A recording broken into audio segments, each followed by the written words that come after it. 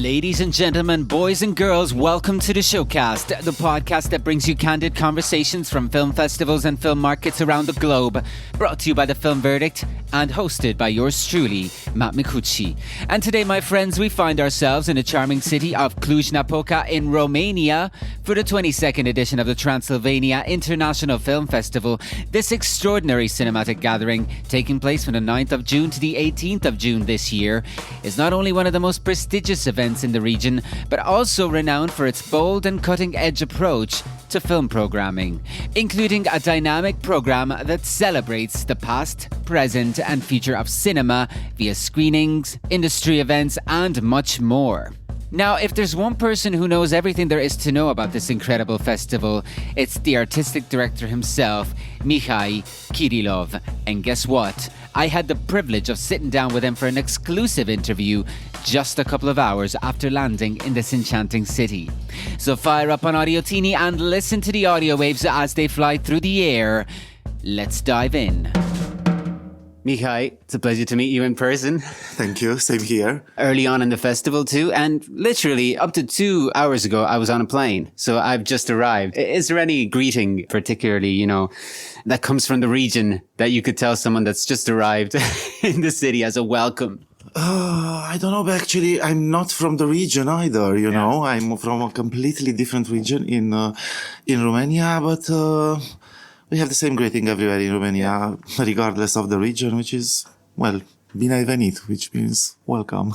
Would it be fair to say that this is the first full return in person of the Transilvania International Film Festival? Actually, it's the second, because last year we were able already to return in full. 2 years, 2020, 2021, indeed, we had to follow some rules and we have to play around the restriction and we needed to be creative. It would have been easier to just simply quit and move online, like many festivals did. We kind of envisioned that it's gonna be an easy way out, and probably it would have impacted the festival in a negative way. And then a few years later, we realized that we were right in fighting for having an on-site edition, because many festivals who were moving online had a hard time going back on-site, and some of them even went bankrupt. At the time, I think we were also slightly criticized because we were struggling and making all the efforts to keep the festival going. But at the end of the day, I think it's a testament to our mission from the very beginning. It's a festival for the audience, which is all about, getting together. And we didn't want to lose that, especially in everything moving online on streamings. And we knew that if we're going to give in to this, it's going to be very difficult to get back the audience in the cinemas. It took us a lot of time. I mean, the festival is more than 20 years old in a country that back in the days was losing theater venues and the cinema business went astray. It took us a lot to rebuild the infrastructure, to rebuild the confidence of the audience in films and the movie theater experience. We could have lost that in 2 years and we didn't want that. So last year, we were actually able to return in full with the program. It was like an addition from the good old days. And now we are just moving in the same directions. And we are happy that, I think last year, it was one of the best editions because it really, the energy, our energies and the audience energies combined, it was something like a supernova. I mean, everybody was so happy that the festival returned full form, and even though, people tend to be sometimes critical, film business and films are a very democratic art form, so some people might like, some people might dislike certain films. But last year I was like, everybody was liking everything, and I was like, guys, I mean, just because we are back, you don't have to overdo it, It's okay to disagree about films. That's the beauty of it. Yeah. Well, having been to the festival before, I know some of the characteristic traits of the festival, or at least I think I know it. And one of the most rebellious ones that I've ever been to. I think you said it. I think it has this rebellious, but with a cause, but not with a political cause. I mean, it's rebellious through the choices of cinema that we are programming and the authors that we are favoring in the program. And there's a lot, or at least before, it used to be, a lot of good cinema that had a hard time traveling, or being released, in certain countries. I'm happy that in the last 20 years of the festival, there are even more, like indie distributors because festivals are one thing, but the aim of a film festival is to actually, which happens during 10 days only, is to have an impact on the other 355 days of the year. It's not like something that should stay in a certain 10 days of the year. So we were happy that we managed to create a different synergy in the Romanian distribution. There were many independent distribution company which popped up, and they started to buy, independent films or smaller films that were doing well in the festivals. And now the landscape, when you look at the programs during the year in cinemas in Romania, it's not that unbalanced like before, with just 2-3 art house films and the rest was Hollywood. Now things are much better. I think it's because of the festival. But when it comes to the festival content, it also evolved during the year. It's true that it started in a very outspokenly provocative way. We were emphasizing the edgy films, the provocation. It was needed. It was a marketing strategy, to establish the festival and to wake up a sleepy audience, Nowadays, the challenge is to remain edgy, but also getting more and more audience. From the outside, it might look as a compromise because of the different levels of our cinematic offer.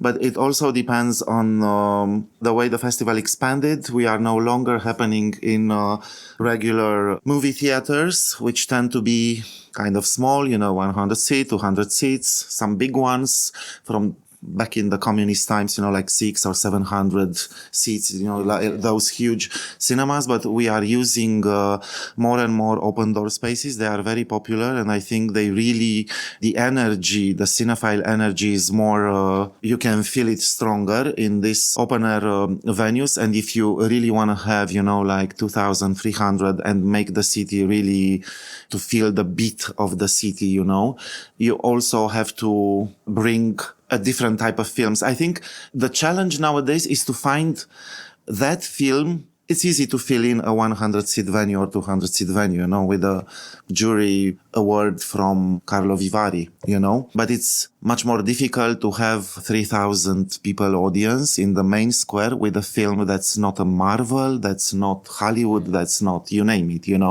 So for me and for my programming team, that's the biggest challenge of the year, to find the art house blockbusters. This is how we call them, So in a nutshell, we still want to keep this edge and surprise of the festival. And on the other hand, because the festival was growing and the danger was to become something very impersonal, which wouldn't represent us, the core team is the same from the beginning of the festival. And actually we made a name for ourselves just precisely because of the programming and also this air of familiarity. It was very difficult, and it still is, to keep this intimacy, But somehow we are successful in this, and I think most people appreciate that, especially the guests and the film professional when they come. There's this hospitality, we emphasize a lot in this hospitality. I mean, we really want the filmmakers to feel welcome, to accompany them. It's not just like we invite them and then deal with it and you manage yourself. I mean, we are really accompanying people, from the moment they come until the moment they leave in every endeavor they have during the festival. So, and I travel in many festivals during the year, and with no false modesty, I think the mix of edge and familiarity is kind of hard to find in other festivals. Why is that? I don't know, because festivals tend to become more business driven. Of course, you have to work as a business in the festival. I mean, you cannot afford to lose money because nowadays everything is costing much more than before. It's difficult, but it's a marketing choice that we had. I mean, we don't want to lose what we were working so hard to get. It would be easier probably to become a much more successful festival, even in financial terms. But we know that we would lose the beating heart, which more festivals already did. Yeah, you're not willing to make compromises. I mean, compromises. There are some compromises. You can't avoid some compromises. Yeah, exactly. We are trying to avoid the big compromises, and we are trying to, if we are doing compromises because you have to, because the world we are living in, we want to make the compromises that we can live with. But looking at this year's program, for example, what are the things that you would single out as highlights? Is there any major theme that you feel encapsulates the spirit of this edition of the festival? I think we don't look for certain themes, like we are not a niche festival. We are a so-called generalist festival. So we are trying to cover as much as we can. Just because we also want to reach as much audience as we want, not in terms of numbers necessarily, but in terms of interested audience. I mean, the audience, we can no longer talk about a regular film audience. I mean, the audience is broken in so many pieces and so many interests, and we are trying to detect all those like niche audiences that could work and turn into our big general audience. But there are people who are actually coming to certain of our events and they will never go to other events, So we are trying to reach the maximum of the potential audience. And we don't do it using cheap tricks in terms of themes on one hand. And on the other hand, our challenge is to be driven in our programming strategy by cinema. I mean, this is also something that kind of got lost in a lot of festivals. Festivals tend to be interested rather in themes than art, than cinema.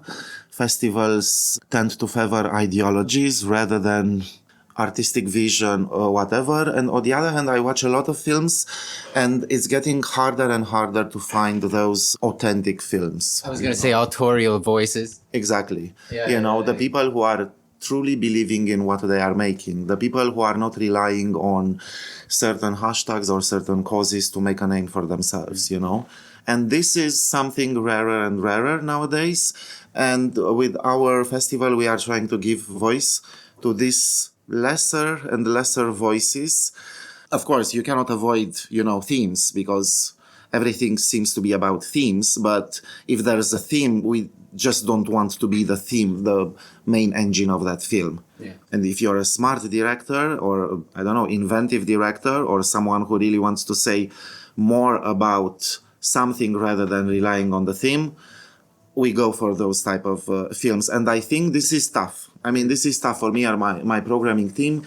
It's a tough choice. I mean, we position ourselves in our artistic endeavor in the most difficult spot. But we are very happy with the way the programming went this year. Last year I was not that happy, but it always depends on context, like social context, political context, you name it. But this year I can already sense, in filmmakers some sort of relief. I mean, some of them, they are kind of fed up with this idea of we should make a certain type of films. I mean, people, they understood that the best way to make a film is to make the film they really believe in. I don't know how to put it. It's kind of difficult to explain it, but I have, I know a lot of filmmakers, and especially young filmmakers in Romania, because the festival is accompanying them. I mean, we are into discovering young filmmakers. We screen their shorts, and when I meet them in workshops and stuff like that, the main question is like, which is the type of films we should make in order to get recognition? I think this is the wrong approach. As far as I'm concerned, probably if they would go to another workshop, they will be told that you have to make films dealing with a certain theme. So that's, dealing with a hot topic, and this might raise the attention. Probably this is also true because things might work this way. But in my opinion, I think if you follow this route, this strategy, there will be an overflowing at some point. There will be an overabundance of films dealing with the same theme. And at the end of the day, every festival has limited slots. So there will be a much bigger offer of a certain theme, and there will be much more films rejected because they were clinging on that theme. So I think, anyway, everything is a lottery, so you win if you do what you believe in. That's my theory. And compared to last year, compared to 2 years ago, this year I kind of felt more at ease when choosing the films, because I could see a lot of films that actually don't care about the fashionable causes, and they just make good cinema, you know?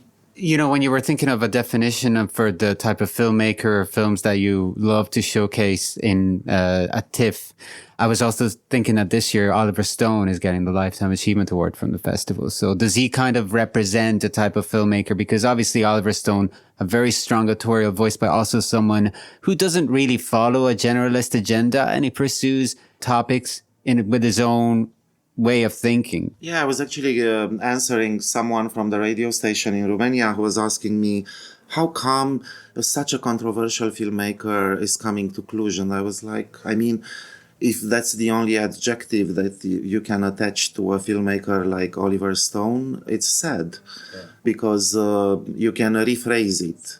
And that says a lot about the level of film journalism that's practiced nowadays, He might represent, that radical vision, that edge that we are trying to follow from the very beginning, but he's not the only one that we were bringing in the festival history.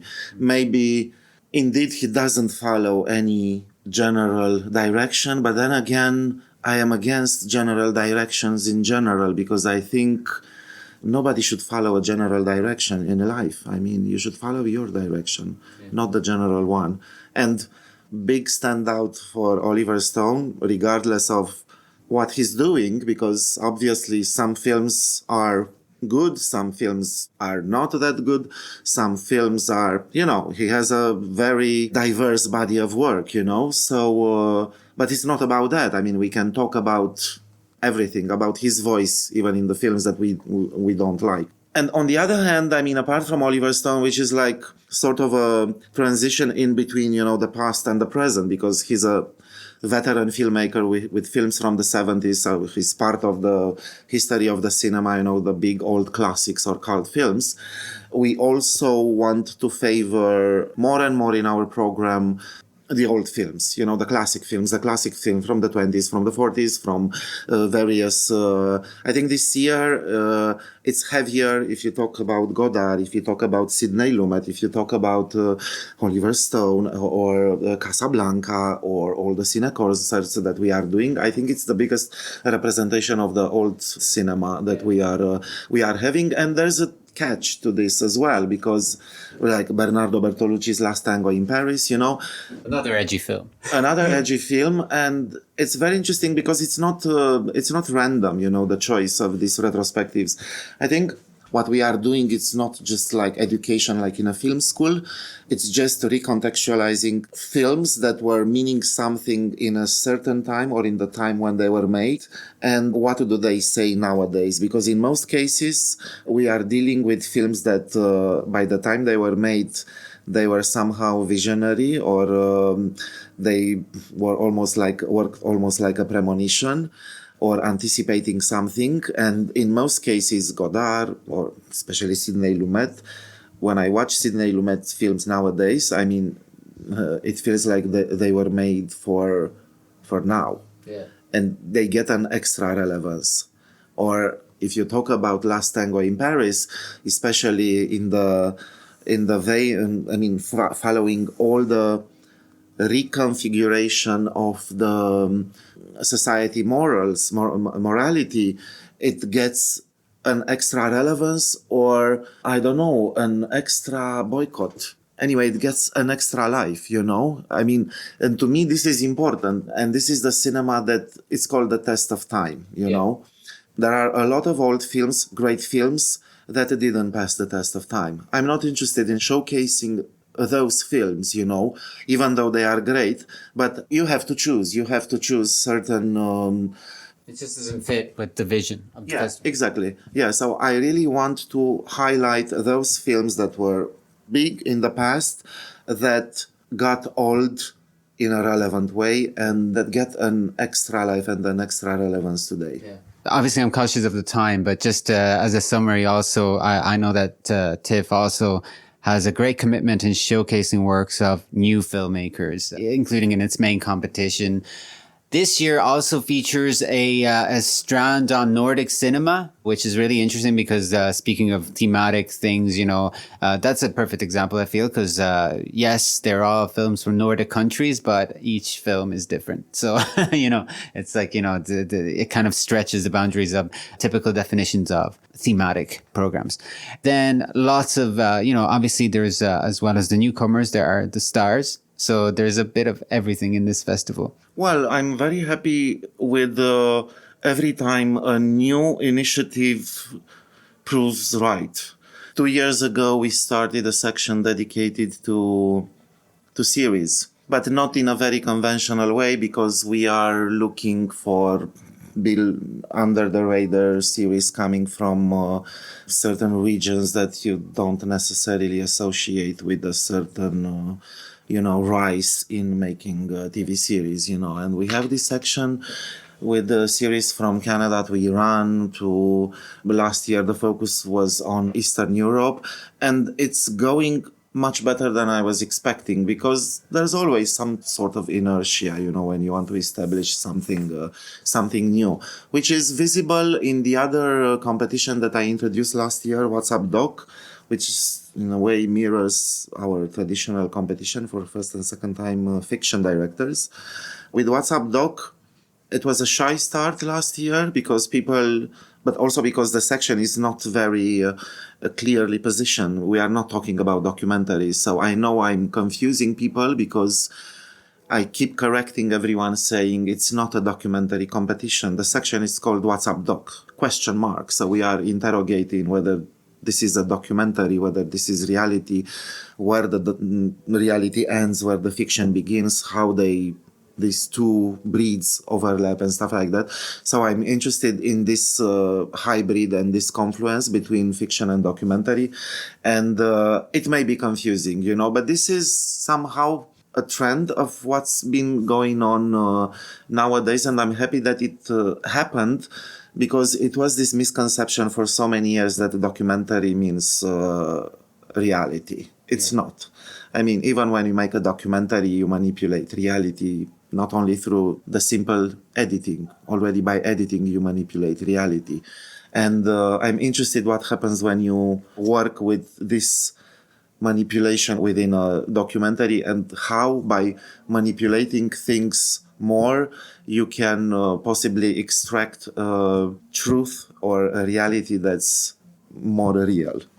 That's fantastic. Well, in passing, though, in closing, I should say, we talked about the films, but actually, one of the great things about this festival is that there's also films interacting with other art forms, exhibitions, and a lot of music too. So I think we should mention a little bit about that, right? Because that's kind of part of the TIFF experience as well. The music, the art that is featured in the program augments the program and the film offerings. Yeah, we always want to have, like these exhibitions. I'm not sure. I don't think we found the secret, of mixing, let's say, exhibitions with the whole film experience. We are still working on it. Probably the exhibition representation in TIFF is kind of traditional, doesn't match the modernity of the programming. Whereas with the music, in a way, you can say that music, the certain type of music, reaches the same type of audience that's interested in TIFF. And here things are easier, because there's this breed called Cine Concert that actually encapsulates film and music. We tend to have more and more, of Cine Concerts, which means promoting or discovering or unbearing silent films from the past and introducing them to a young audience most of the time, with a funky music or with a surprising music that sometimes we commission directly as a festival. Sometimes we just rent it as a ready-made product, like it's the case with The Unknown, which is a mix that was produced for Barbican, and we simply wanted to have it, Whereas with the Phantom Carriage, the Swedish cult film from the 20s, we commissioned the musicians that we knew. We thought that they could fit together, the music they make and the modernity of the film. And there's also like a surprise element because, we may have commissioned the thing, but we haven't seen it. Mm-hmm. So even for us, it's going to be a surprise. But of course, we can only hope that it's going to match perfectly. And we also have, gigs. And when we do gigs, it's all about also discovering new bands. When we program these gigs, it's always in a way that, after a gig with an upcoming band, we follow the whole thing with a film, So it's all about how to educate the audience and how to keep the audience together with certain forms of art, if you want, that feels coherent in a way, because we try to have theater in TIFF a few times, and it doesn't always work because this is a different breed. But when we had once, especially during the pandemic, I think we had, those stage plays that are very postmodern, dealing with film and projection and shooting live and mise en abîme and stuff like that. They work, because in Romania it's kind of segregated, the film audience and the theater audience. They look like something from two, not parallel worlds, but not very, in tune. But we do have this year, let's say, a one-man show, which is like a stage play, a one-man show, with one of the most Romanian famous actor, So, but I don't see doing, let's say, incorporating theater in TIFF, precisely because there are a lot of theater festivals, and even when you talk about theater and film, and acting in theater and acting in film, these are like two different things. Yeah, and also they would be, you see, that's the thing. I almost think that a theater festival would be less keen to integrate a film element into it than cinema is. Cinema sometimes is way too democratic, but I myself, I love films. I love other art forms. That's why I love what TIFF is doing. Tangerine Dream is playing too. I love them. They're fascinating. Their history is fascinating. So, and they're a very cinematic band. But, Mihai, it's been an absolute pleasure speaking with you. Thank you for taking the time. You're busy. Obviously, you're the artistic director of the festival, and it's happening right now. And you gave me, very generous answers, gave us generous answers. And I thank you very much. And I wish you all the best. We're trying to have as much fun as you have, because that's our main frustration. We watch you having fun while we work. So this is our challenge, to find a way to have some fun like you have, and mixing work and pleasure in a nice way. So do you have fun being the artistic director of festivals? Sometimes I speak with some of them and it looks like they're traumatized from the experience. They're like, oh, once it's over, they need a break. But you seem like you've got a lot of energy. Programming a festival means hundreds and hundreds of films, and 90% of them are garbage. And some of them are really stuff that you may feel like jumping from the balcony, So it's like, but it's really up to how you frame yourself, how you train yourself, Because the way I work is, no matter how many bad films I watch, I train myself to resurrect the moment I watch a good film, This is how I work. This is how a person who loves cinema should work, because otherwise it's just like a job in a factory, and it may become a job in a factory at some point. Yeah. And probably for other programmers, it is already like a job in a factory with routine and everything, It's a challenge. For now, we are still having fun. Thank you very much. It's been a pleasure. And that wraps up another captivating episode of the Showcast. We hope you enjoyed this deep dive into the Transilvania International Film Festival, where we explored the daring and edgy nature of this renowned event. Remember, the world of cinema is constantly evolving, and Showcast will be here to bring you more candid conversations from film festivals and film markets everywhere. Make sure to stay tuned for our next episode, where we'll uncover more exciting stories and insights from the fascinating world of movies. This is Matt Micucci signing off. See you soon.